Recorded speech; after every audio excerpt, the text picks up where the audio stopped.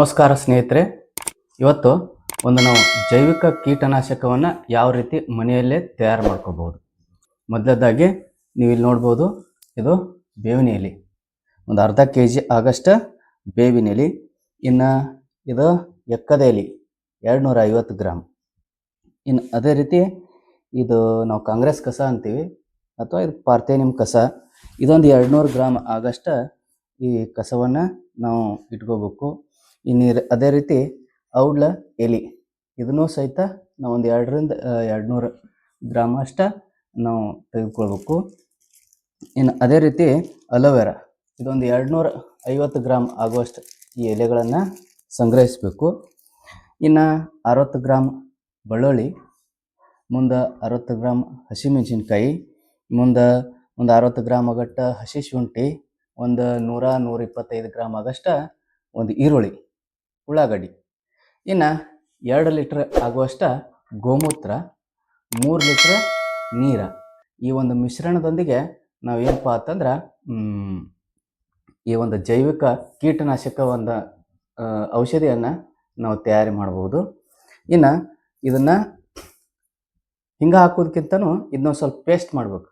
Paste ಮಾಡಿ ಹಾಕೋನು. ಈ paste ಮಾಡೋಕೆ ನಾ ಇದನ್ನು ಈಗ ಕೊಡ್ತನು. ಪೇಸ್ಟ್ ನಂತರ ಬರ್ತೈತಿ. ಇನ್ನು ಅದಕ್ಕೆ ಬೇಕಾದಂಥ ಒಂದು ಪಾತ್ರೆ ತೊಗೋಬೇಕು. ಸದ್ಯಕ್ಕಂಕ ಅಷ್ಟು ದೊಡ್ಡ ಪಾತ್ರೆ ಇಲ್ಲ.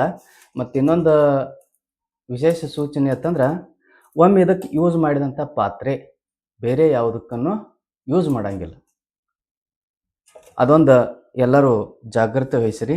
ಇನ್ನು ಮೊದಲಿಗೆ ನಾವು 2 ಲೀಟ್ರ್ ಗೋಮೂತ್ರನ ಇದ್ರೊಳಗೆ ಹಾಕೋನು.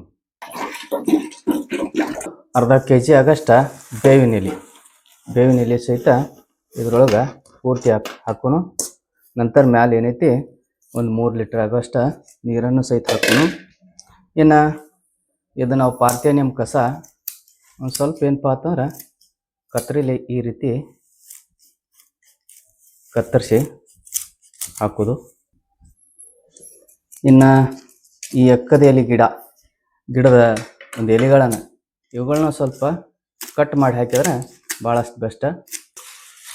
ಇನ್ನು ಈ ಔಡ್ಲೆಲೆ ಗಿಡ, ಇದನ್ನು ಸಹಿತ ಏನಪ್ಪ ಅಂತಂದ್ರೆ ಇದ್ರೊಳಗೆ ಕಟ್ ಮಾಡಿ ಹಾಕಿರೋ ನಡೀತೈತಿ, ಅಥವಾ ನೀವು ಮಿಕ್ಸಿ ಒಳಗೆ ಪೇಸ್ಟ್ ಮಾಡಿ ಹಾಕಿರೋ ನಡೀತೈತಿ. ನಾವು ಹಸಿಮೆಣಸಿನ್ಕಾಯಿ, ಬೆಳ್ಳುಳ್ಳಿ, ಶುಂಠಿ, ಉಳ್ಳಾಗಡ್ಡಿ ಇದ್ರ ಒಂದು ಮಿಶ್ರಣದ ಒಂದು ಪೇಸ್ಟನ್ನು ರೆಡಿ ಮಾಡ್ಕೊಂಡಿವಿ.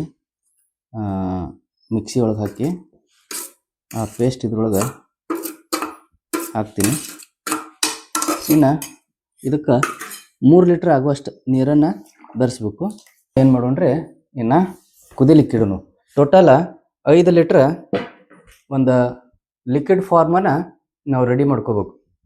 ಇದು 15 ರಿಂದ 20 ನಿಮಿಷ ಕುದಿಯಕ್ಕೆ ಇಡ್ಬೇಕು ಇದನ್ನು. ಸ್ನೇಹಿತರೆ, ಇಲ್ಲಿ ನೀವು ನೋಡ್ಬೋದು, ಪೂರ್ತಿ ಈ ರೀತಿಯಾಗಿ ಕುದೀತಾ ಇದೆ. ಇದಕ್ಕೆ ಅಗಲವಾದಂಥ ಪಾತ್ರೆ ಇತ್ತಪ್ಪ ಅಂತಂದ್ರೆ ಭಾಳ ಚೆನ್ನಾಗಿ ಕುದೀತಿತ್ತು. ಈ ಕೀಟನಾಶಕ ಯಾವ ರೀತಿ ತಯಾರು ಕುದಿಸಿದ್ವಿ ನಾವು. ಕುದಿಸಿ ಇದನ್ನು ನಿನ್ನೆ ಆರಕ್ಕೆ ಬಿಟ್ಟಿದ್ವಿ. ನಿನ್ನೆ ಈ ಟೈಮ್ದೊಳಗೆ ಕುದಿಸಿದ್ವಿ, 24 ತಾಸು ಬಿಟ್ಟಿವಿ. ಇನ್ನು ಇದನ್ನು ಒಂದು ಚಾನ್ಗೆ ಮುಖಾಂತರ ಸೋಸ್ಕೊಂಡ ನಂತರ 2 ಲೀಟ್ರ್ ಬಾಟಲ್ ತುಂಬ್ಕೊಂಡು ಇಟ್ಕೋಬೇಕು.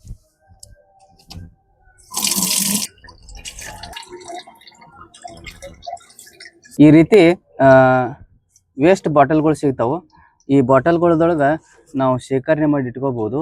ಇದಕ್ಕೆ ಯಾವುದೇ ರೀತಿ ಎಕ್ಸ್ಪೈರಿ ಡೇಟ್ ಇರೋಂಗಿಲ್ಲ. ನಾವು 6 ತಿಂಗಳು ಯೂಸ್ ಮಾಡ್ಬೋದು, 1 ವರ್ಷ ಯೂಸ್ ಮಾಡ್ಬೋದು, 2 ವರ್ಷ ಯೂಸ್ ಮಾಡ್ಬೋದು. ಇದನ್ನು ಯೂಸ್ ಮಾಡ್ಕೋಬೋದು. ಇನ್ನು ಎಷ್ಟು ಪ್ರಮಾಣ ಯೂಸ್ ಮಾಡ್ಕೋಬೇಕಂತಂದ್ರೆ, 2 ಲೀಟ್ರ್ ನೀರಿಗೆ 40 ml 4 ಲೀಟ್ರ್ ನೀರು ಹಾಕಬೇಕು. ನೀರು ಹಾಕಿದ ನಂತರ ನಾವೇನು ಮಾಡೋಣ್ರಿ, ಸ್ಪ್ರೇ ಯಾವ ರೀತಿ ಮಾಡ್ಬೇಕು. ಸ್ನೇಹಿತರೆ, ಇಲ್ಲಿ ನೀವು ನೋಡ್ಬೋದು, ಇದಕ್ಕೆ ಎಲೆ ಮುದುಡು ರೋಗ ಅಂಥೇಳಿ ಕರೀತಾರೆ. ಇದಕ್ಕೇನಪ್ಪ ಅಂತಂದ್ರೆ ಈ ರೀತಿಯಾದಂಥ ಔಷಧ ಬಹಳಷ್ಟು ಉಪಯೋಗ ಆಕತಿ. ಟೊಮೆಟೊ ಒಳಗೆ ನೋಡ್ಬೋದು, ಕೆಲವೊಂದಿಷ್ಟು ಕೀಟಗಳು ಎಲೆಗೆ ಏನು ಮಾಡ್ತಾವಪ್ಪ ಅಂತಂದ್ರೆ ಎಲೆ ಒಳಗೆ ಸೇರ್ಕೋತಾವು. ಈ ರೀತಿ ವೈಟ್ ಲೈನ್ ಬೀಳ್ತೈತಿ. ಈ ವೈಟ್ ಲೈನ್ದೊಳಗನ ಆ ಕೀಟ ಸೇರ್ಕೊಂಡಿರ್ತೈತಿ. ಎಲೆ ಒಂದು ರಸವನ್ನ ಅದು ಏನು ಮಾಡ್ತೈತ್ರಿ, ಕುಡಿದೈತ್ರಿ. ಮುಂದೆ ಎಲೆ ಬೆಳವಣಿಗೆ ಆಗಲ್ದಂಗೆ ಮಾಡ್ತೈತಿ ಅದು. ಅದಕ್ಕೆ ನಾವು ಈ ರೀತಿ ಸ್ಪ್ರೇಯನ್ನು ಏನು ಮಾಡ್ಬೇಕ್ರಿ ಅಂತಂದ್ರೆ ಆ ಎಲೆಗಳಿಗೆ ಹೊಡಿಬೇಕು.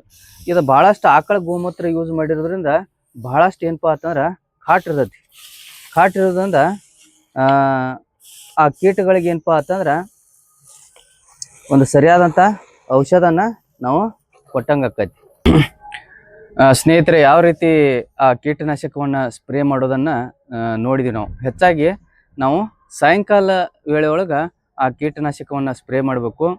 ಅಪಿಡ್ಸು, ಮಿಲಿಬಗ್ಸು, ಕೆಂಪು ಜಿರಳೆ, ಮುಂದೆ ಬೇರುಗಳಿಗೆ ಆಗ್ತಕ್ಕಂಥ, ಗಿಡದ ಬೇರುಗಳಿಗೆ ಆಗ್ತಕ್ಕಂಥ ರೋಗಗಳಿಗೆ ಇದು ಈ ಕೀಟನಾಶಕ ಬಹಳಷ್ಟು ಉಪಯುಕ್ತಕಾರಿ ಇದೆ. ಅದಕ್ಕೆ ನೀವು ಎಲ್ಲರೂ ಮನೆಯೊಳಗೆ ಭಾಳಷ್ಟು ಸಿಂಪಲ್ ವೇದೊಳಗೆ ಈ ಕೀಟನಾಶಕವನ್ನು ತಯಾರು ಮಾಡ್ಕೋಬೋದು. ಈ ವಿಡಿಯೋ ಇಷ್ಟ ಆಗಿದ್ರೆ ಲೈಕ್ ಮಾಡಿ, ಸಬ್ಸ್ಕ್ರೈಬ್ ಮಾಡಿ. ನಮಸ್ಕಾರಗಳು.